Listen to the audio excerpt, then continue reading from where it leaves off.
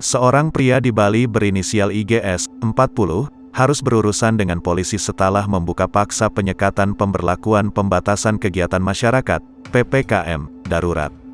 Ia membuka penutup jalur utama Denpasar Badung yang terletak di perempatan Jalan Gatsu Barat Kebo Iwa Denpasar Barat. Sukadi menuturkan, peristiwa itu terjadi pada Rabu, tanggal 14 Juli tahun 2021. Saat itu, pelaku yang mengendarai mobil pickup berisi bahan bangunan tak bisa lewat di beberapa jalan di kota Denpasar. Jalan tersebut ditutup dengan barier dan besi. Ia akhirnya memutar kemudi di sejumlah ruas jalan di kota Denpasar dan tetap gagal menuju wilayah tujuan. Polisi akhirnya menangkap Suteja di pos penyekatan di Jalan Kebo Iwa, kota Denpasar lalu membawanya ke kantor polisi.